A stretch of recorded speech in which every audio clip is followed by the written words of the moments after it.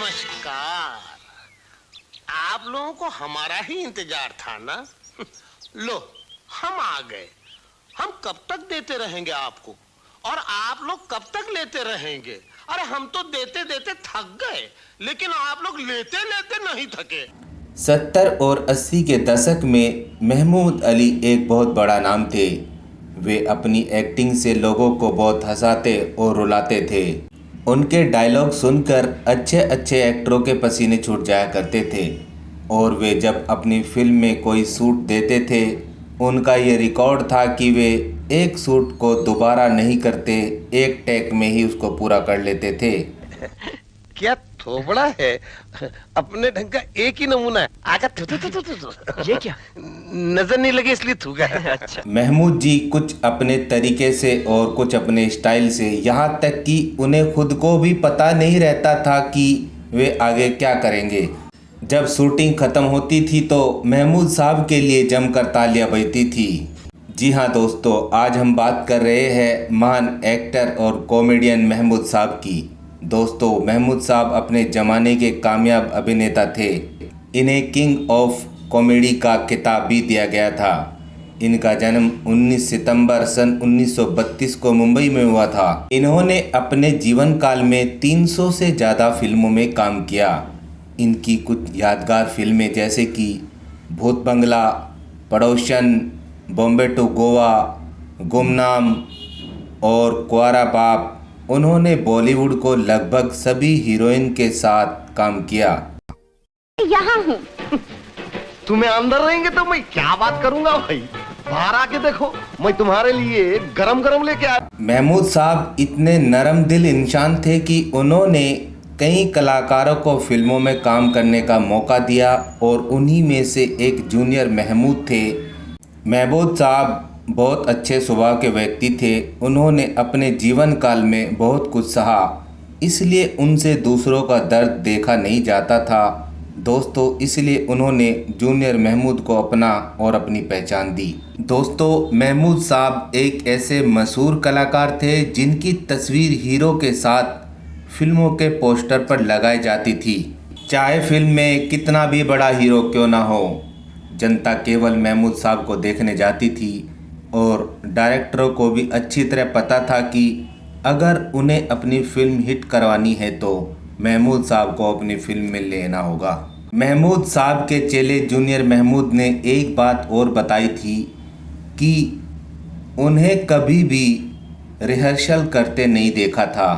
यही वजह थी कि उस दौर में हीरो उनसे बहुत डरते थे, और इतना ही नहीं, उनकी पर्सनैलिटी भी इतनी अच्छी थी। जब वे सेट पर खड़े हो जाया करते थे तो हीरो अपनी शर्ट के बटन तक बंद कर लेते थे। और आप लोगों को ये सुनकर बड़ी हैरानी होगी कि महमूद साहब को हीरो से ज़्यादा पैसे मिलते थे, और यह बात कई हीरो को पसंद नहीं थी। इसलिए हीरो कोशिश करते थे कि उनकी फिल्मों में निर्माता महमूद को ना ले।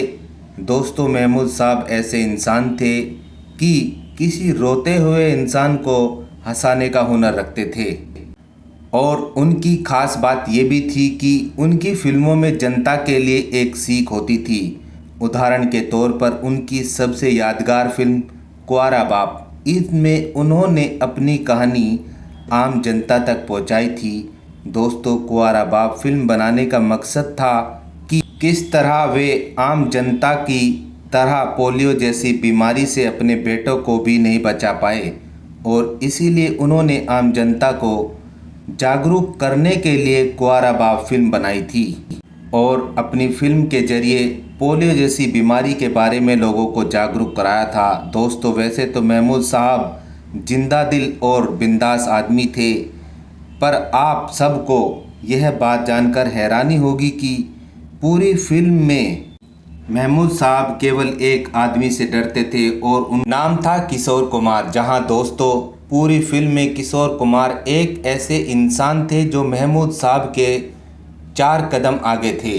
एक बार एक इंटरव्यू में महमूद साहब से पूछा गया था कि आप बॉलीवुड में किस कलाकार से डरते हो? महमूद साहब ने जवाब दिया कि मैं सभी अभिनेताओं की सीमा जानता हूँ, कौन कितने पानी में है, लेकिन किशोर कुमार जी को पता लगाना थोड़ा मुश्किल है, क्योंकि वे क्या कर दे किसी को कुछ पता नहीं था। उनसे बड़ा मनमोजी बॉलीवुड में कोई और नहीं था। दोस्तों, फिल्म प्रोडक्शन में किशोर और सुनील दत्त के साथ काम किया। उस दौर में फिल्म बहुत बड़ी सफल रही। महमूद अली साहब के सबसे करीबी दोस्तों की बात की जाए तो उनके दोस्त थे धर्मेंद्र, जितेंद्र, विश्वजीत, विनोद मेहरा और विनोद खन्ना। इन सभी के साथ उन्होंने खूब काम किया, लेकिन दिलीप कुमार, राज कपूर और शम्मी कपूर, इन तीनों के साथ इनकी कभी नहीं बनी और ना ही इन तीनों के साथ ज़्यादा मेलजोल बढ़ाया। उन्होंने शम्मी कपूर जी के साथ फिल्म तुमसा नहीं देखा में काम किया था, लेकिन उसके बाद शम्मी कपूर ने महमूद के साथ कभी काम नहीं किया और जब भी उन्हें कभी अपनी फिल्मों में हास्य कलाकार की ज़रूरत पड़ी तो उन्होंने राजेंद्र जी को अपनी फिल्मों में ले लिया, लेकिन महमूद जी को नहीं। दोस्तों, महमूद साहब ने कभी किसी का बुरा नहीं चाहा। उन्होंने हमेशा लोगों की मदद की है। उन्होंने कई बॉलीवुड अभिनेताओं को मौका भी दिया। गीतकार R.D. बर्मन को भी फिल्मों में काम करने का मौका दिया था। अमिताभ बच्चन की मुलाकात महमूद के बड़े भाई अनवर अली ने महमूद से कराई थी। अमिताभ जब संघर्ष कर रहे थे तो महमूद ने लंबे समय तक अमिताभ को अपने घर पर ही रखा था। इतना ही नहीं, उन्होंने अपनी फिल्म बॉम्बे टू गोवा में बतौर हीरो के रूप में उन्हें काम भी दिलवाया।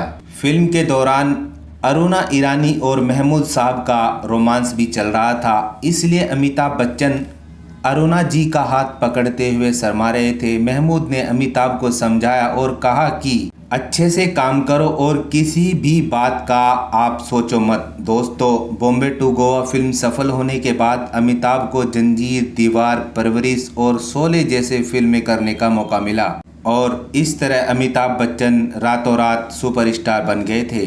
दोस्तों, अफसोस की बात यह है कि महमूद साहब मरते दम तक अमिताभ बच्चन से नाराज़ थे।